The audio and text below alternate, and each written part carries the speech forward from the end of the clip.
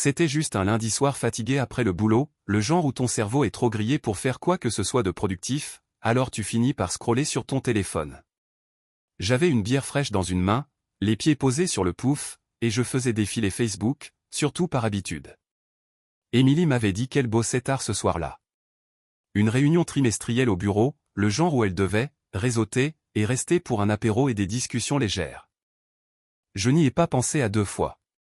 Elle était dans cette agence de pub depuis presque 5 ans, et j'avais rencontré la plupart de ses collègues au moins une fois. Un tas de types dynamiques, trop caféinés, qui parlaient toujours de synergie d'équipe et de métriques d'engagement. Pas mon monde, mais je souriais toujours pendant ça. Bref, j'ai vu un post d'une de ses collègues Julie, je crois. On n'est pas amis là-dessus, mais la photo était publique, alors elle est apparue dans mon fil. C'était une de ces photos de groupe 8, peut-être 9 personnes serrées ensemble au milieu de ce qui ressemblait à un salon ou une salle d'événement d'hôtel. Tout le monde souriait largement avec des verres à la main. Je l'ai scruté, en cherchant Émilie. Mais je ne l'ai pas vue parmi ces gens. Mais alors quelque chose au fond a attiré mon œil. Pas au premier plan avec tous les rires et les verres levés, mais coincé sur le côté gauche du cadre, derrière le groupe. Un homme avec une casquette de baseball à l'envers tenant une femme près de lui. Ses bras étaient autour de sa taille, comme si ce n'était pas la première fois. Elle avait le dos tourné à l'appareil, donc au premier coup d'œil je ne pouvais pas dire qui c'était. Mais alors mes yeux se sont fixés sur quelque chose de petit, familier, juste en dessous de son omoplate droite. C'était un tatouage. Un petit croissant de lune avec des vignes qui s'enroulaient autour. Je me souviens du jour exact où Émilie l'avait fait. Elle avait 20 ans, sauvage, et convaincue qu'un petit lune sur son dos la rendait mystérieuse.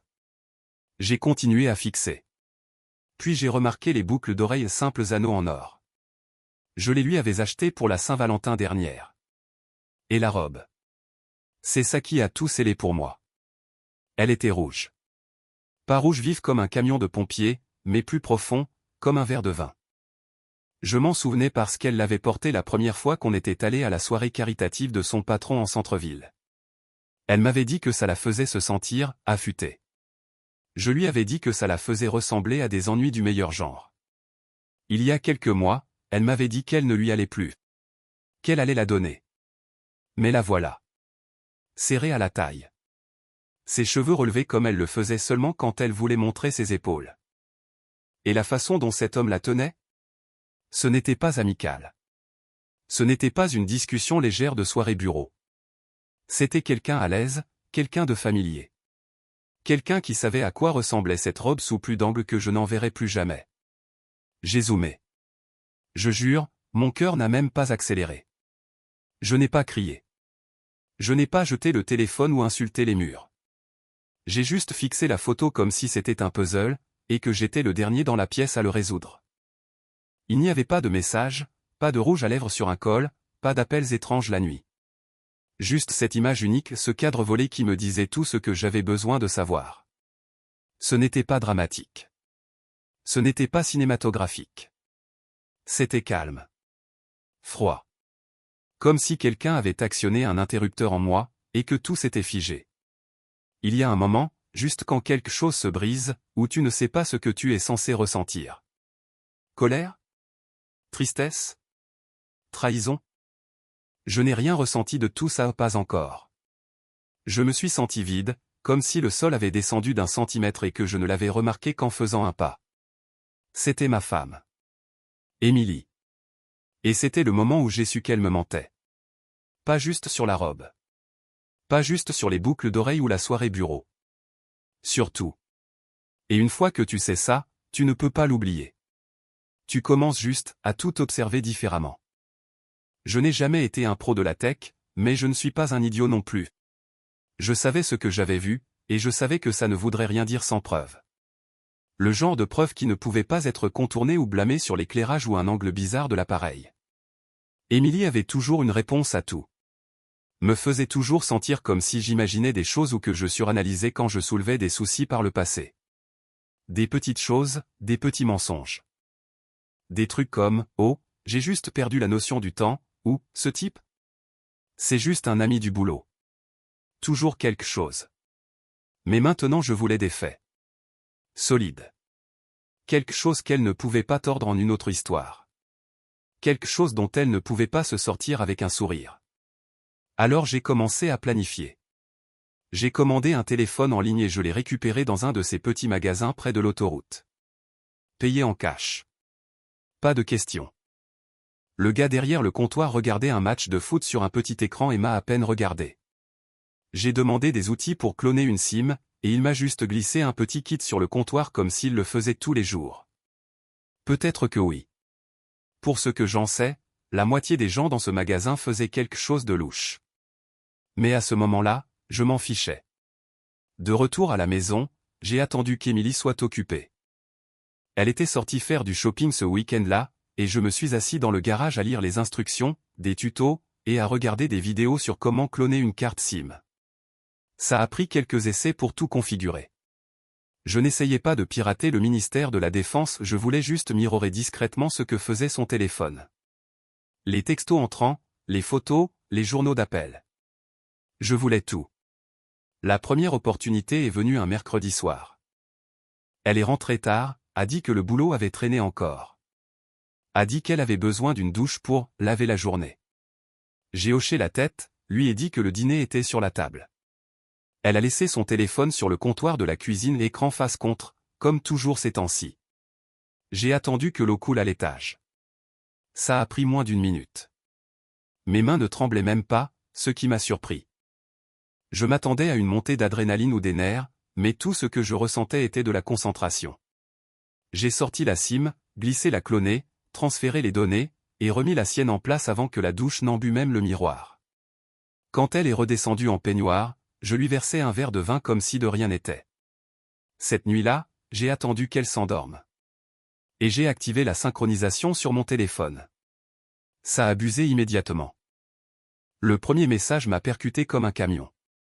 Je pense encore à hier soir. C'était d'un contact sauvegardé comme Tina Yoga. Tina. La femme avec qui elle prenait des cours 2 fois par semaine. Celle qui, selon elle, avait le meilleur sens de l'humour et l'aidait vraiment à travailler son gainage. Seulement Tina n'utilisait pas la ponctuation comme une femme. Et les photos qui suivaient n'étaient pas d'un cours de yoga. L'une était un selfie miroir pris dans ce qui ressemblait à une chambre d'hôtel. Émilie, cheveux lâchés, maquillage complet, portant une robe que je n'avais jamais vue. La suivante était un gros plan de 2 verres qui trinquent sa teinte signature de vernis à ongles sur l'une des mains. Elle disait toujours que ça la faisait se sentir confiante. Les messages continuaient. À toutes les heures. Matin, midi, tard le soir. Parfois elle textait Tina depuis le canapé à côté de moi en prétendant scroller Instagram. Elle souriait à quelque chose sur son écran, riait doucement, puis jetait un œil pour voir si je remarquais. Oui. Je ne disais juste rien encore. Elle lui parlait comme s'ils se connaissaient depuis des années. Blagues internes, surnoms, souvenirs. Le genre de badinage que je n'avais pas entendu d'elle depuis des mois ou peut-être plus. Elle lui racontait sa journée, ses frustrations, ses rêves. Elle disait qu'elle souhaitait qu'ils aient plus de temps. Disait qu'elle était coincée dans une situation compliquée et qu'elle devait avancer prudemment. Il l'appelait bébé dans un message. Elle l'appelait mon refuge dans un autre. J'ai lu chaque mot comme si je lisais l'histoire de quelqu'un d'autre, comme un livre que je ne pouvais pas lâcher même si ça me rendait malade à l'estomac. Chaque message ressemblait à une pelle de terre jetée sur un cercueil. Pas juste notre mariage, mais l'homme que je pensais être pour elle. J'avais bossé de longues heures pour subvenir, m'étais plié en 4 pour soutenir sa carrière, sauté des parties de pêche pour repeindre la salle de bain parce qu'elle n'aimait plus la couleur des carreaux. J'avais mis chaque once de qui j'étais dans construire une vie avec elle. Et la voilà, disant à Tina Yoga combien elle se sentait libre quand ils étaient ensemble. Pendant les jours suivants, je n'ai pas beaucoup mangé. Pas beaucoup dormi non plus. J'ai juste continué à tout collecter. J'ai sauvegardé des captures d'écran. J'ai étiqueté les messages par heure et date. J'ai organisé les photos, les journaux d'appel, tout ça dans des dossiers sur une clé USB. Chaque fois que je voulais crier ou frapper un mur, je me rappelais, pas encore. Je n'allais pas la confronter avec des soupçons. J'allais l'enterrer sous des faits. Maintenant remontons un peu plus loin. Ça a commencé quelques mois avant que je voie cette photo. Émilie était dans une grosse phase, améliorons la maison, depuis un moment. Elle disait que c'était pour investir dans notre avenir. Elle utilisait toujours des mots comme « valeur patrimoniale » et « retour sur investissement », et j'avoue, elle le faisait sonner intelligent. Logique, même. Elle avait tout un tableau Pinterest rempli d'idées de déco, plans d'étages, étagères ouvertes, échantillons de peinture, et d'étranges luminaires qui ressemblaient à des cages à oiseaux inversées. Elle passait des nuits à regarder des plans de travail comme la plupart des gens scrollent des vidéos de chats. Elle voulait refaire la cuisine à neuf, changer les sols, arracher la moquette dans la chambre principale, et démonter l'ancien carrelage de la salle de bain. Je n'ai pas discuté. Je me suis dit, d'accord, le mariage c'est du compromis. On vivait dans la maison depuis presque 8 ans. C'était un bon endroit, solide, rien de fancy, mais c'était le nôtre. Le genre de quartier où les gens klaxonnent encore en passant. Je me suis dit qu'un peu de travaux ne ferait pas de mal, et que ça la rendrait peut-être heureuse. À l'époque, je voulais encore ça. Ce qu'elle ne savait pas, c'est qu'autour du moment où la tempête des améliorations domestiques montait, j'avais déjà commencé à prendre des notes sur son comportement, sur les soirées bizarres, sur les choses qu'elle disait qui ne collaient pas avec ce que je lisais plus tard sur le téléphone cloné. Je ne regardais plus juste. Je planifiais. Et cette maison? Elle était soudain devenue la plus grosse pièce sur l'échiquier. Émilie était le genre de personne qui aimait s'impliquer dans le design mais ne voulait pas gérer la paperasse ennuyeuse. Elle détestait les petites lignes. Elle survolait les contrats comme des menus du jour. Si ça n'avait pas de photo, elle s'en fichait. Elle avait une fois acheté une lampe à 300 € en ligne sans réaliser qu'elle faisait seulement 25 cm. Les détails c'est ton truc, m'avait-elle dit une fois. Moi je suis plus vision. Eh bien. Ça jouait en ma faveur. Alors j'ai fait quelque chose qui a demandé de la recherche. J'ai créé une SARL, juste une basique, rien de fancy. Je lui ai donné un nom générique, Holdings Lumière Claire, SARL. Ça sonnait comme un groupe immobilier, quelque chose de structuré et crédible. Sur le papier, ça ressemblait à ce qu'on profitait d'une stratégie financière, mettre notre maison dans une SARL pour mieux protéger nos actifs. Ce n'est pas rare. Les riches le font tout le temps. Ce qu'Émilie ne réalisait pas, c'est que la SARL c'était juste moi. Juste mon nom. Pas de copropriété. Pas de conseil d'administration. Pas de supervision. J'ai tout déposé via un cabinet d'avocats d'affaires 2 villes plus loin et utilisé une adresse postale liée à une boîte postale. C'était tout légal, juste pas quelque chose qu'elle creuserait. Je lui ai dit qu'on refinançait via une structure de fiducie limitée, et je lui ai tendu les documents avec un mimosa un dimanche pendant qu'elle scrollait un catalogue de tapis en ligne. Elle a signé. Je n'ai pas menti sur ce que étaient les papiers. Le libellé était juste assez compliqué pour l'ennuyer. Elle a lu peut-être les 3 premières lignes avant de dire « Où est-ce que j'initiale ?» De là, c'était juste une question de timing. J'ai obtenu les permis. J'ai géré le budget. J'ai fait venir les artisans, la plupart des vieux potes du lycée ou des gars avec qui j'avais bossé avant. On a refait les sols avec des planches de chêne massif.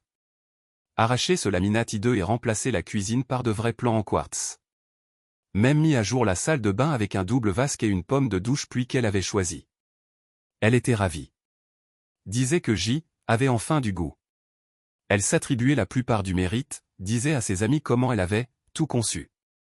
Je la laissais parler. La laissais choisir les coussins et l'armurale et faire de longs discours sur la lumière naturelle. Pendant ce temps, la maison qu'elle pensait qu'on construisait ensemble devenait la mienne, centimètre par centimètre, clou par clou. C'était dur de faire semblant certains jours.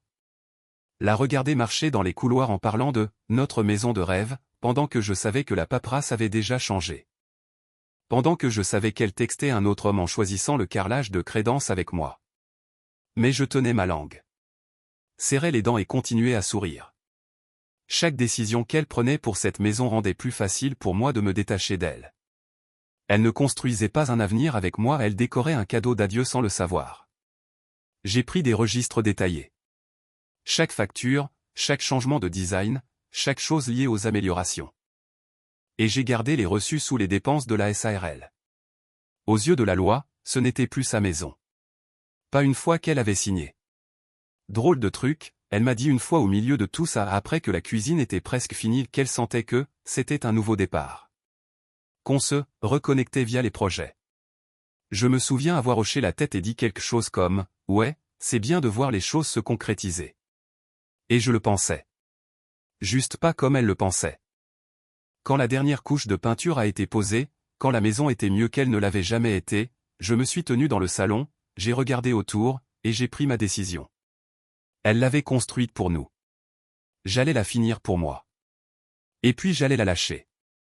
La maison s'est vendue un mardi. Je m'en suis assuré. J'avais tout planifié dans le dos de ma femme depuis que j'avais vu la photo et lu ses textos. Ce n'était pas accidentel ou précipité, c'était le jour que j'avais choisi exprès.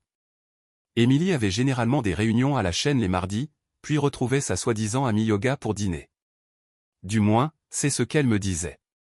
Je n'ai pas pris la peine de demander où elle serait vraiment. Je savais déjà. J'ai pris congé du boulot et je me suis mis en route tôt. J'ai préparé mon café comme d'habitude, je me suis assis à la table de cuisine une minute juste à regarder autour. L'endroit était bien. Propre. Fini. Tout cet effort qu'on avait mis dans les rénovations surtout moi, avait vraiment porté ses fruits. Je n'ai pas perdu de temps. La première chose que j'ai faite a été de changer les serrures. Celles de la porte d'entrée et de derrière. Les nouvelles étaient plus solides. Serrure connectée, aussi, clé seulement pour moi. J'ai même reprogrammé l'ouvre-porte de garage et enlevé ses codes du système d'alarme. C'était symbolique, peut-être, mais aussi pratique. Je ne voulais plus qu'elle entre comme si elle appartenait encore là. Une fois ça fait, j'ai marché de pièce en pièce, en emballant ses affaires. J'avais acheté des cartons neufs la veille au soir. Je n'étais pas brouillon, non plus. J'ai plié ses vêtements, séparé ses chaussures, enveloppé ses petits flacons de parfum dans des serviettes. Même ses livres ont été empilés proprement, les coins alignés.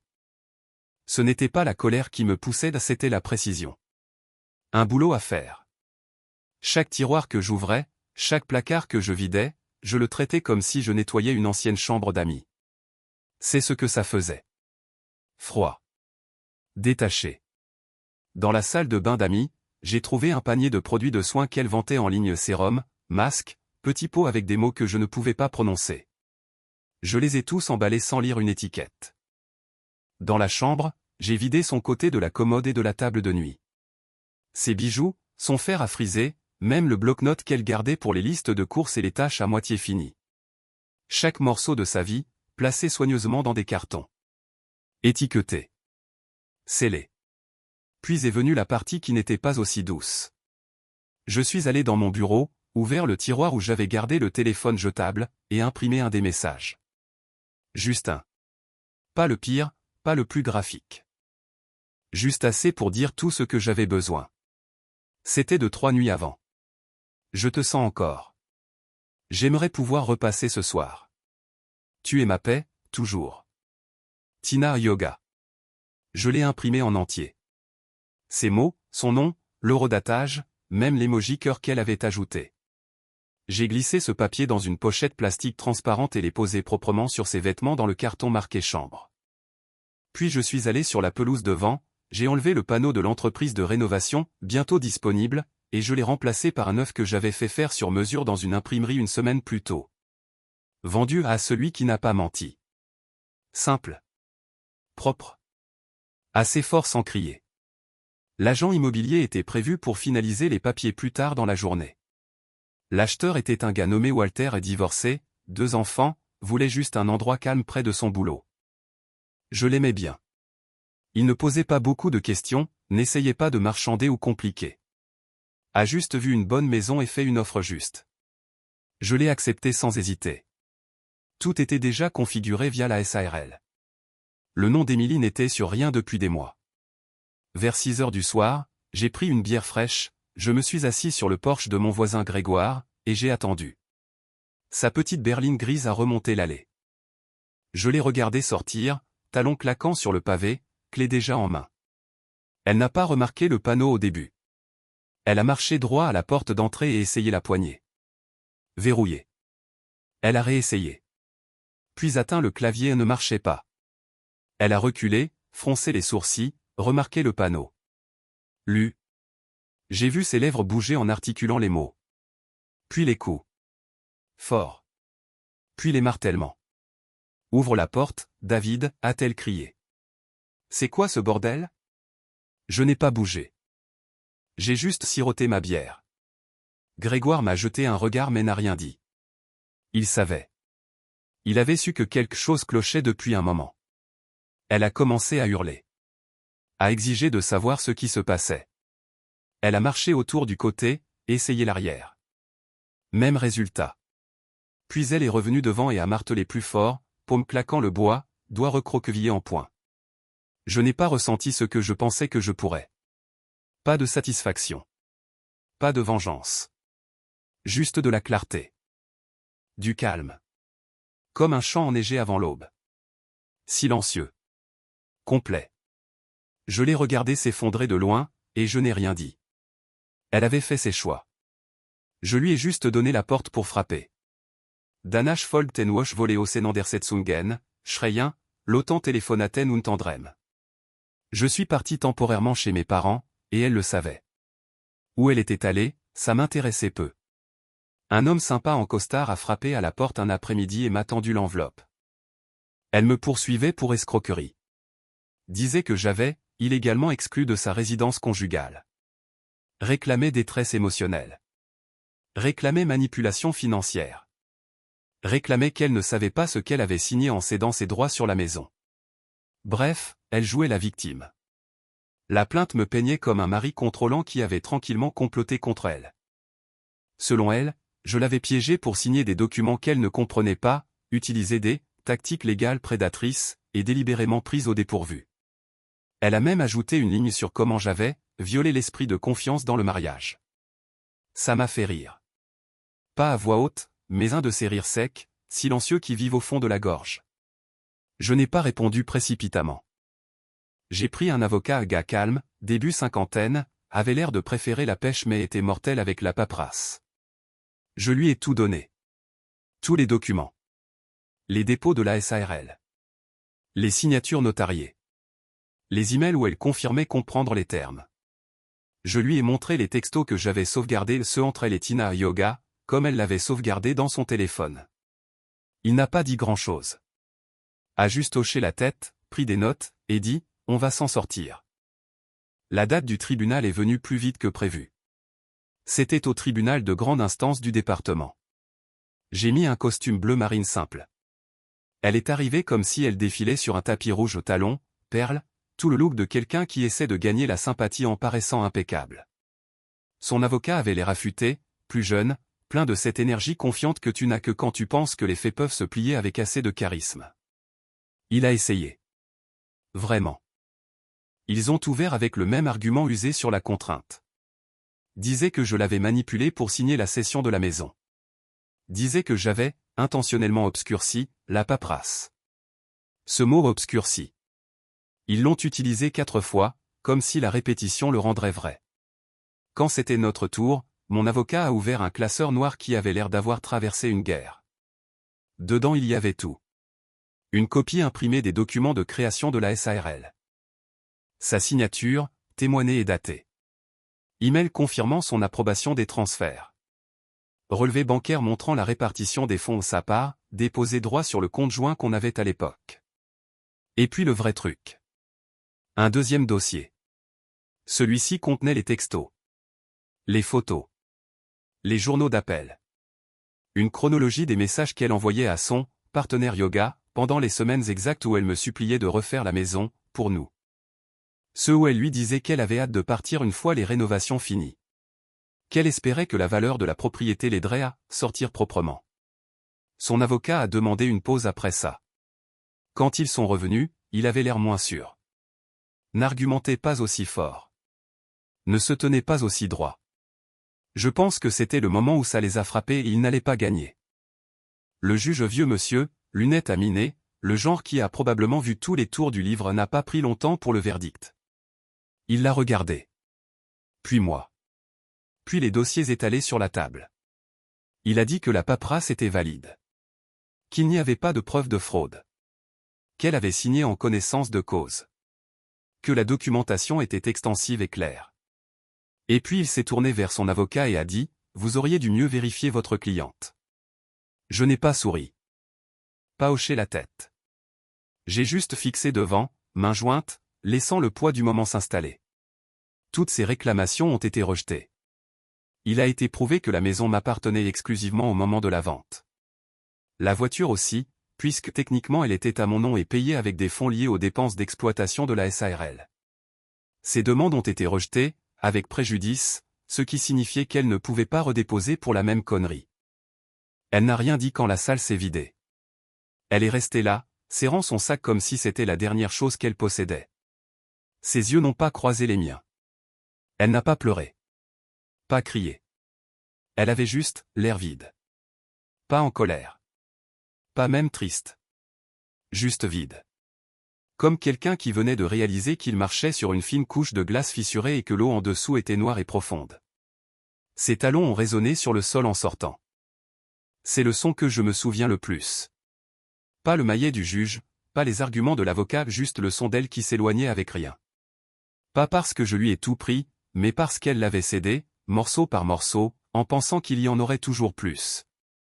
Elle a parié sur un mensonge. J'ai juste veillé à ce que la vérité se pointe au tribunal. Après le verdict du tribunal, je pensais que ce serait la fin. Je me figurais qu'elle disparaîtrait, passerait à autre chose, trouverait quelqu'un d'autre pour croire ses histoires. Elle avait toujours été douée pour recommencer, surtout quand ça voulait dire ne pas affronter les conséquences. Mais je suppose que cette fois c'était différent. Cette fois, elle n'a pas pu tourner la fin. Ça a commencé petit. Quelques appels de numéros masqués. Je ne réponds généralement pas à ça, mais un jour j'ai décroché par habitude. David, a-t-elle dit. Je n'ai rien dit. Juste écouté. Je ne cherche pas à me battre, a-t-elle dit. J'ai juste besoin de parler. Juste pour comprendre. On peut se voir? J'ai raccroché sans répondre. L'appel suivant est venu 2 jours plus tard. Même numéro. Puis encore le lendemain. Parfois elle laissait des messages vocaux. Sa voix était douce, presque répétée. Comme si elle pensait que si elle sonnait assez gentille, elle pourrait se glisser de nouveau dans ma vie sans résistance. J'ai juste besoin de clore ce chapitre, a-t-elle dit une fois. Tu me dois bien ça. Un autre, je crois encore en nous, David. Même après tout. C'était comme si elle ne pouvait pas accepter ce qui s'était passé. Comme si elle pensait que le procès était une pause dans l'histoire, pas la fin. Elle semblait croire que si elle disait juste les bonnes choses, je reviendrais.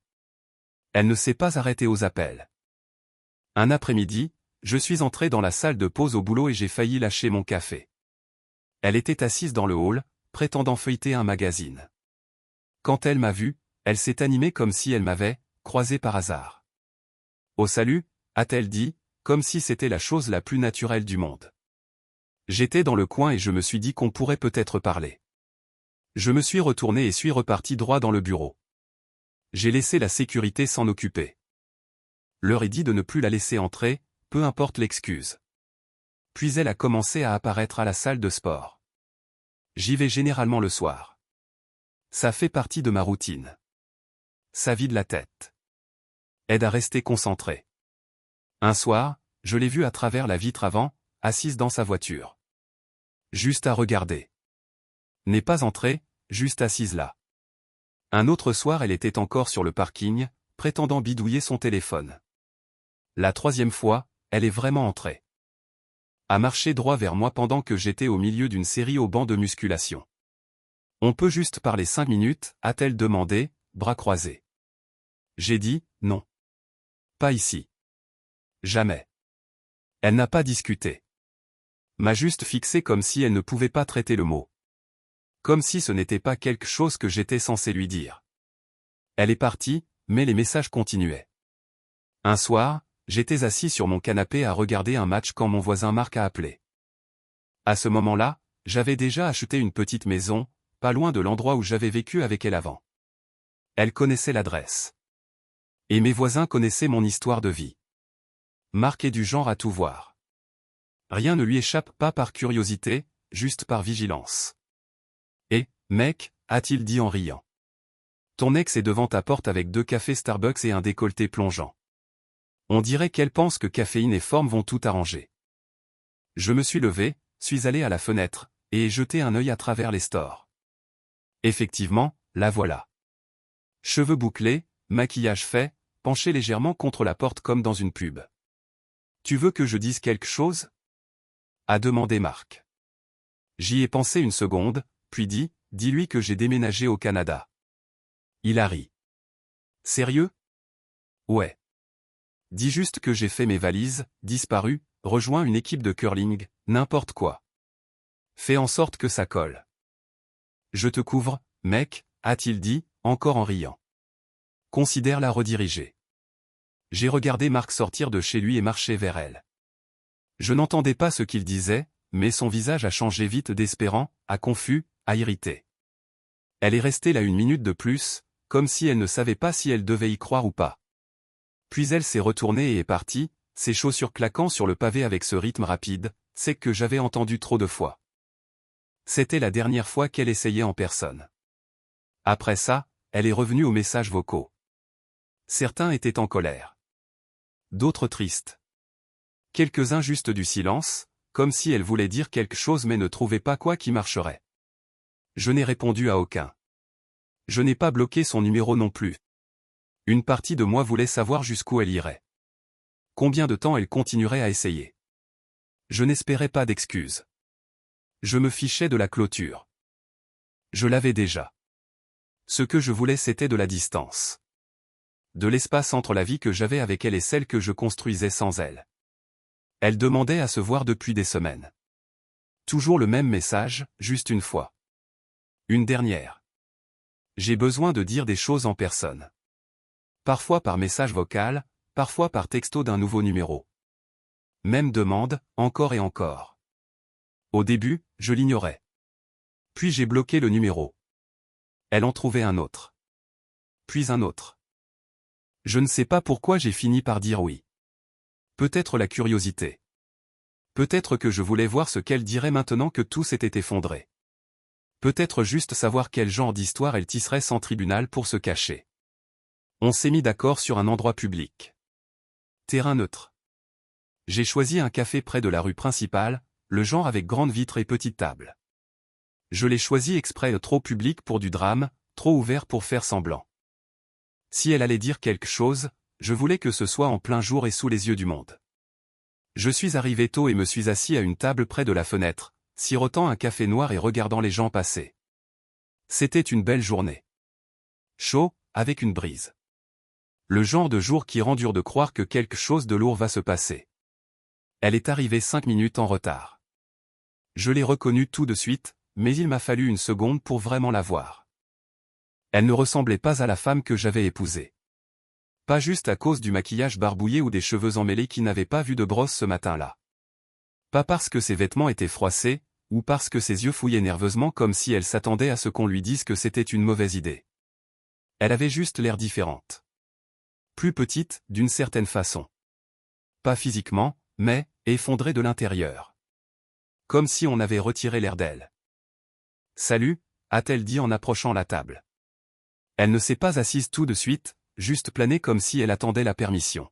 « Assieds-toi », ai-je dit, plat. Elle s'est assise. M'a regardé. A essayé de sourire, mais ça n'a pas tenu. « Je suis contente que tu aies accepté de me voir », a-t-elle commencé. « Je n'étais pas sûr que tu le ferais. » Je n'ai pas répondu. Juste attendu. Elle a pris une respiration. Je sais qu'il n'y a rien que je puisse dire pour changer ce que j'ai fait. Je sais que je t'ai blessé. Je sais que j'ai tout cassé. Et je suis désolé. Je n'ai toujours rien dit. Elle a baissé les yeux sur la table, puis relevé. Je ne savais pas pourquoi je le faisais à l'époque. Je pensais juste fatigué. Je me sentais invisible, comme si je disparaissais. Chaque jour se ressemblait. J'ai commencé à lui parler parce que ça me faisait me sentir vu à nouveau. Comme si je comptais pour quelqu'un. Je sais que ce n'est pas une excuse, a-t-elle dit, voix plus basse maintenant. C'est juste, je me suis perdu quelque part, et je ne savais pas comment retrouver mon chemin. Je me suis adossé à ma chaise. Mes bras croisés, pas défensif, juste fini.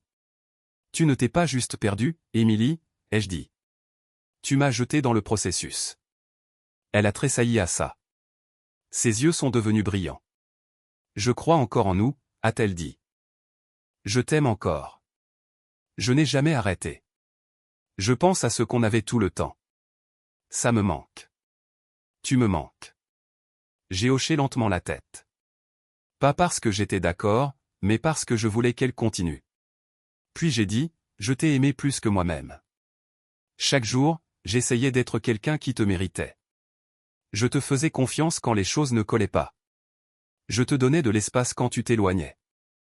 Je mettais le silence sur le compte du stress et la distance sur le boulot. Elle a ouvert la bouche, mais j'ai levé la main pour l'arrêter. Et puis j'ai découvert que tu lui avais donné tout ça, l'amour, l'attention, la loyauté. Son visage a pâli. Elle a baissé les yeux sur ses genoux comme si ça pouvait l'avaler entière. Ses épaules se sont affaissées, et pour la première fois ce jour-là, elle avait l'air de enfin comprendre qu'il n'y avait rien à réparer. Des larmes ont monté dans ses yeux. Elle a couvert sa bouche, essayant de tenir, mais un sanglot doux a glissé. Elle a secoué la tête. Je n'avais pas l'intention de tomber si bas, a-t-elle murmuré. Je me suis levé. Et laissé un billet de 5 sur la table pour mon café. Et pris mes clés. Elle a levé les yeux rouges maintenant, maquillage coulant entraîné sur ses joues. David, s'il te plaît. Je l'ai regardé une dernière fois. Pas comme ma femme. Pas comme la femme avec qui j'avais construit une vie. Juste comme quelqu'un que je connaissais autrefois. Tu as brûlé le pont, Émilie. Ne sois pas surprise que je ne t'attende pas de l'autre côté. Et je suis sorti. J'ai décidé de quitter cet endroit pour de bon. Le mois suivant, j'ai emballé tout ce que je possédais qui n'était pas lié à un souvenir. J'ai vendu la maison à un vieux gars tranquille qui voulait quelque chose de simple avec une cuisine finie. Il n'a pas demandé sur le passé, et je ne l'ai pas offert. La paperasse s'est passée sans accroc. J'ai signé la vente finale, tendu les clés, et quitté la ville sans regarder en arrière. Je me suis installé dans une ville à 3 heures de route assez loin pour que personne ne me connaisse. Et pris un appartement modeste près d'un sentier de randonnée et d'un magasin de bricolage. Le genre d'endroit où les voisins s'allumaient ne pose pas trop de questions. C'est exactement ce dont j'avais besoin. Je n'ai pas laissé d'adresse de réexpédition. Pas envoyé de grand au revoir. Je suis juste parti discrètement. Et laissé le passé rétrécir dans le rétroviseur. J'ai recommencé. Nouveau boulot. Même domaine, gestion de projet de construction. C'est ce que je sais faire. Garde mes mains occupées et ma tête claire. Les gars au nouveau boulot sont corrects. On reste léger, on parle météo et foot. Personne ne fouille dans ma vie perso, et je n'offre pas d'histoire. C'est paisible. Je vais au boulot. Je rentre. Je cuisine pour moi, fais des balades le soir, sirote un café sur le balcon le matin. Rien de fancy, mais c'est vrai. Et le vrai fait du bien. Il y a une différence entre pleurer une personne et pleurer un fantasme. J'ai passé trop longtemps à croire au fantasme. À croire que la femme que j'aimais ne ferait jamais les choses qu'elle a faites. Qu'elle rentrerait toujours, serait toujours honnête, me choisirait toujours. Je ne la pleure plus. Pas la vraie elle. Je ne suis plus en colère non plus. Plus maintenant. Cette partie est venue et repartie comme une tempête. Je me suis laissé la ressentir quand elle a frappé, mais je ne l'ai pas laissé me définir. Je ne l'ai pas laissé rester. La colère est lourde, et j'en ai assez porté. Ce que je ressens maintenant est propre. Comme quand une grosse tempête passe enfin et que l'air sent juste la terre mouillée et le pain. C'est ce que ça fait la clarté. Ce n'est pas de la joie, et ce n'est pas de la tristesse. C'est juste du calme. Et je ne l'échangerai pour rien. Elle a fait ses choix. Elle a dit ses mensonges. Elle a construit son petit monde de secrets et de demi-vérités et de textos coquins. Je n'ai pas ruiné sa vie. Elle l'a fait toute seule. Tout ce que j'ai fait, c'est lui tendre les allumettes. Elle les a craquées. Elle a brûlé le pont. Elle a dansé dans la lueur. J'ai juste regardé de l'autre côté et vu tomber. Partagez votre opinion dans les commentaires. Peut-on tromper son partenaire tout en continuant à prétendre l'aimer? Si vous avez aimé cette histoire, abonnez-vous à la chaîne et laissez-nous un « j'aime ».